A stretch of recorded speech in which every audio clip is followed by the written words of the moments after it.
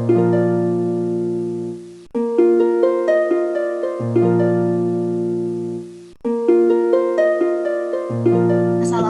warahmatullahi wabarakatuh.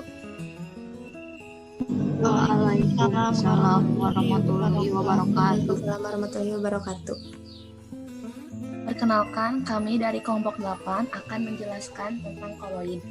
Anggotanya ada Tiar Aulia, saya sendiri, ada Ane Indri, dan yang ketiga Rafika Andini. Pengertian koloid akan dibacakan oleh Ane Indri. Koloid. Sistem koloid merupakan campuran antara dua zat yang memiliki perbedaan fase dengan partikel terdispersinya atau terlarut, tersebar merata di dalam fase pendispersi atau pelarut. Jenis-jenis koloid. Yang pertama ada aerosol. Aerosol merupakan jenis koloid di mana fase terdispersinya berupa zat padat atau cair dan medium pendispersinya berupa gas. Jika fase terdispersinya padat, maka disebut aerosol padat. Jika fase terdispersinya cair, maka disebut aerosol cair. Contoh koloid jenis aerosol adalah minyak wangi atau parfum, obat nyamuk semprot, dan cat semprot. Yang kedua ada sol. Sol merupakan jenis koloid di mana fase terdispersinya berupa zat padat, sedangkan medium pendispersinya berupa zat cair atau zat padat. Jika medium pendispersinya zat padat, disebut sol padat. Contoh koloid jenis sol cair adalah tinta, sol belerang, dan sol emas. Contoh sol padat adalah kaca hitam, intan hitam, dan paduan logam. Dan yang ketiga ada emulsi. Emulsi merupakan jenis koloid di mana fase terdispersinya zat cair dan medium pendispersinya juga zat cair. Lalu apa bedanya dengan larutan? Pada emulsi, kedua zat cair tidak saling melarutkan. Hal itu karena adanya peran zat pengemulsi. Contoh emulsi adalah kasein di dalam susu, kuning telur, santan, dan mayones. Yang keempat ada buih. Buih merupakan jenis koloid di mana fase terdispersinya berupa gas, sementara medium pendispersinya berupa zat cair. Jika medium pendispersinya berupa zat padat, maka disebut buih padat. Contoh koloid jenis buih ini adalah sabun, deterjen, karet busa atau buih padat, dan batu apung atau buih padat. Selanjutnya akan dibacakan oleh Rafika. Yang kelima ada gel. Gel merupakan jenis koloid yang terbentuk dari campuran zat padat dan zat cair. Gel terbentuk karena fase terdispersi mampu mengabsorpsi medium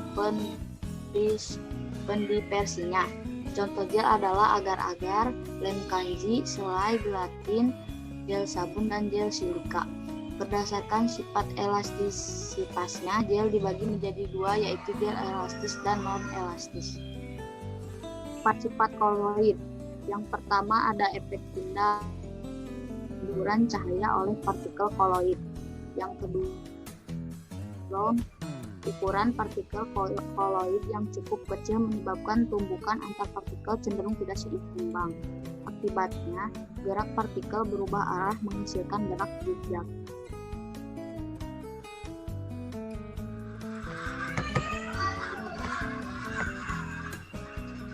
Ketiga ada daya adsorpsi, adalah penyerapan partikel-partikel pada permukaan koloid.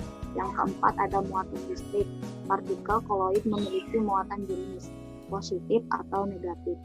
Muatan ini dapat diperoleh melalui proses adsorpsi kation atau anion dan proses ionisasi gugus permukaan partikelnya.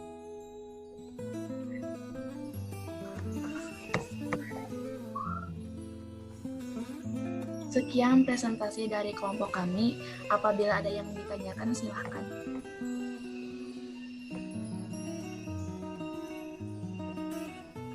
Saya izin bertanya, kenapa sistem koloid cenderung lebih lama mengendap? Terima kasih. Pertanyaan Aspari akan dijawab oleh Rafika.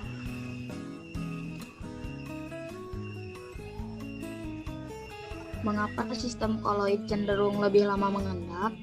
Jawabannya karena koloid memiliki ukuran partikel yang kecil. Juga koloid mengikuti gerak Brown di mana gerak ini adalah gerak partikelnya tidak berhenti karena adanya tumbukan dengan molekul pelarut. Ada yang ingin ditanyakan lagi?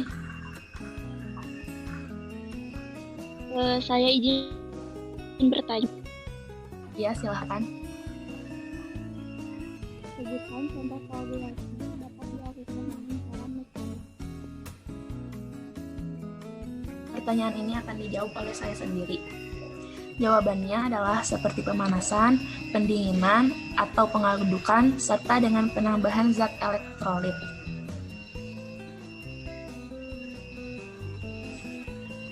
Apa ada yang ingin ditanyakan lagi?